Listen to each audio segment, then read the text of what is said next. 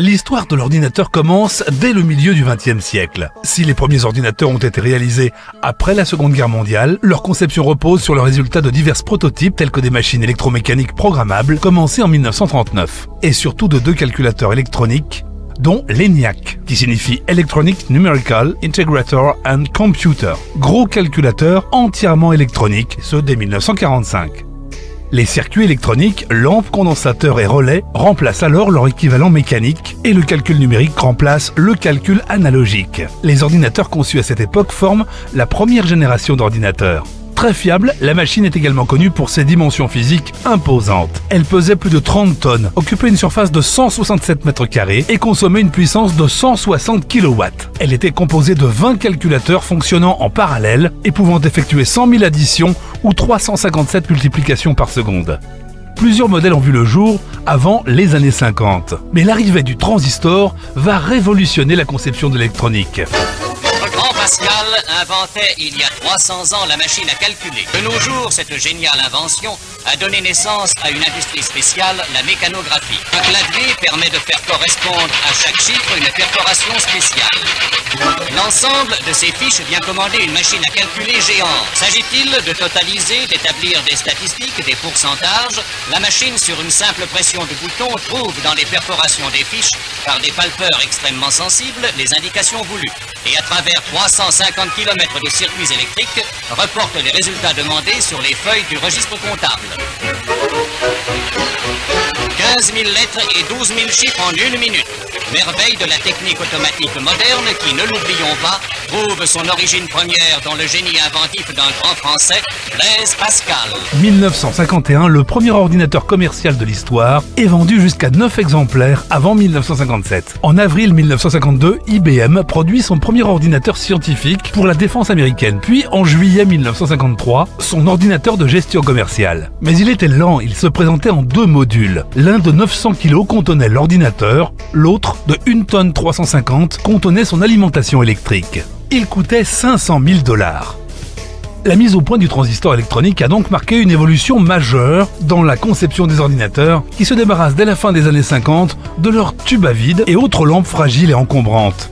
Après l'arrivée du processeur en 1955, IBM sort l'année suivante le premier système à disque dur pesant à lui seul une demi-tonne. Il pouvait enregistrer 5 mégaoctets de données et coûtait 10 000 $ par mégaoctet. Les premiers ordinateurs utilisant les circuits intégrés sont apparus en 1963. Au cours des années qui suivirent, les fabricants d'ordinateurs se multiplièrent et tentèrent de rivaliser avec le leader IBM jusqu'à la fin des années 70. Les modèles deviennent de moins en moins encombrants, de plus en plus abordables et performants, et donc accessibles tant aux scientifiques qu'aux écoles d'ingénieurs. 1969, la première souris informatique, appelée aussi l'indicateur de position XY, fait son apparition. Cette même année, le concept de communication ARPANET, ancêtre d'Internet, est mis au point, mais ne sert qu'à perfectionner l'étude du travail informatique en réseau. Le 15 novembre 1971, Intel dévoile le premier microprocesseur commercial. La voie est donc ouverte à l'innovation du mini-ordinateur à partir de 1972. Janvier 1973, la société Xerox présente le premier micro-ordinateur, un prototype équipé d'une interface graphique, d'une souris et d'une connexion Internet.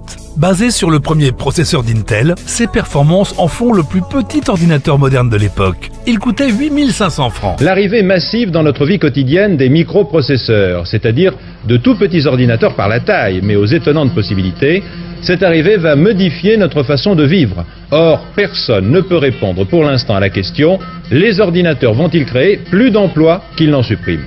Bilan des expériences pilotes des PME aux grandes administrations. Côté pour, performance de rapidité, qualité, facilité. Côté contre, fatigue des yeux avec l'écran, parfois remplacé par une seule ligne, difficulté de la réorganisation et crainte générale pour l'emploi. L'arrivée de ces machines soulève une multitude de difficultés pour l'adaptation, l'organisation, l'emploi et l'apprentissage d'un nouveau système.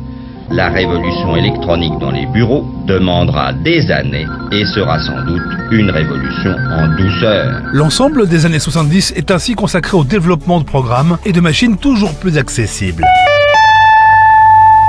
Le salon du CICOB, de l'informatique, de la communication et de l'organisation de bureaux, a ouvert ses portes aujourd'hui au public au palais du CNIT de la Défense. Caractéristique essentielle de ce salon, l'informatique qui fait son entrée à tous les niveaux dans la nouvelle organisation des bureaux. À ce salon du CICOB, on discerne 3 tendances principales. Premièrement, c'est la venue à maturité de l'informatique mise à la disposition des petites et moyennes entreprises et aussi à la disposition de la famille. En 1976, Steve Wozniak conçoit l'Apple I. L'Apple II, qui sortit l'année suivante, devint le symbole du phénomène de l'ordinateur personnel. D'une très grande qualité, l'Apple II a de très gros avantages techniques sur ses concurrents. Il dispose d'une architecture ouverte d'un lecteur de disquettes et utilise un graphisme en couleur. Grâce à l'Apple II, Apple domine l'industrie de l'ordinateur personnel entre 1977 et 1983. 1981, Microsoft conçoit le système MS-DOS, compatible sur la plupart des PC et destiné à écraser le leadership d'IBM. Néanmoins, l'ordinateur le plus vendu de tous les temps reste le Commodore 64, dévoilé par Commodore International en septembre 1982. Le 22 janvier 1984, Apple lance son célèbre Macintosh, le premier ordinateur à succès utilisant une souris et une interface. Maintenant, reparlons de l'ordinateur qui décidément est bien sorti de sa préhistoire et commence son entrée dans l'âge d'or. Au début, on s'en est méfié quand même quand il a remplacé des armées d'employés de bureau ou d'administration. Et puis on a fini par s'habituer à cette révolution. Ça ne nous étonne plus, en fait, de recevoir nos factures, nos feuilles de paie, nos relevés de compte, nos contraventions et j'en passe et des meilleurs, établis par des machines. Et pourtant, il paraît que nous n'avons encore rien vu. Ordinateur domestique, machine à soigner ou à enseigner, machine à communiquer, les exemples ne manquent pas, de ces innovations qui pourraient changer notre vie. Échanger, transmettre, enregistrer des informations, vite, bien, partout, est devenu une nécessité. Face à ce marché, les constructeurs d'ordinateurs ont ouvert une nouvelle voie, celle du portable. Apple présente le portable Macintosh qui est une réponse à la demande. Ce portable est un véritable ordinateur. À la place de la souris, une boule pour diriger les programmes. Un écran de 640 par 400 pixels à cristaux liquides dont chaque point est piloté par un transistor. Le prix, 40 000 francs hors taxe pour la version de base. L'Atari, qui avait intégré un port MIDI très apprécié des musiciens, et le Commodore disparaissent dans la première moitié des années 90. Apple reste néanmoins le seul fabricant à proposer une gamme d'ordinateurs grand public ne faisant pas partie des compatibles PC. Parallèlement, le compatible PC s'impose progressivement au grand public à travers des assembleurs tels que Hewlett-Packard, Compaq, Dell et NEC. Mais la décennie 90 a aussi été marquée par l'ouverture d'Internet au commerce fin 1992, puis par l'expansion du World Wide Web opérant la convergence de l'informatique, d'Internet et des télécommunications. Leur expansion a entraîné une énorme bulle spéculative sur les sociétés de l'informatique. Mais avec Internet s'ouvre surtout un nouveau chapitre, non seulement de l'histoire de l'informatique, mais aussi de l'économie mondiale. Numérisation de l'économie, biens et services, délocalisation, ubérisation. De nos jours, l'ordinateur s'est totalement installé dans nos vies. Il est partout, dans l'industrie, au bureau, dans les commerces, à la maison, devenu outil pour piloter l'automation, la robotique, la domotique, l'intelligence artificielle. Fenêtre indispensable pour nous informer, nous former, nous divertir, communiquer, l'ordinateur s'affranchissant de câbles au profit d'une connectivité par onde à la vitesse de la lumière, s'est miniaturisé à outrance ne pesant plus que quelques grammes pour s'insérer jusque dans nos téléphones mobiles afin de les rendre intelligents.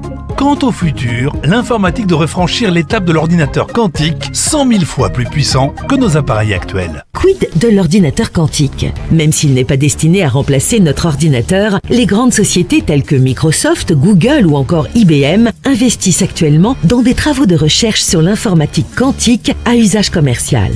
Leur objectif, résoudre avec un algorithme quantique un problème impossible à solutionner avec un ordinateur classique. Résultat, en 2016, IBM propose un petit processeur quantique à 5 qubits, accessible à tous sur Internet. En 2017, Atos lance un gros calculateur classique capable de simuler un ordinateur quantique de 40 qubits. Une première. Enfin, IBM présente en 2019 l'IBQ System One, une machine de 20 qubits. Pour l'instant, il ne s'agit que de prototypes qui ne corrigent pas encore les erreurs. Mais la recherche bat son plein.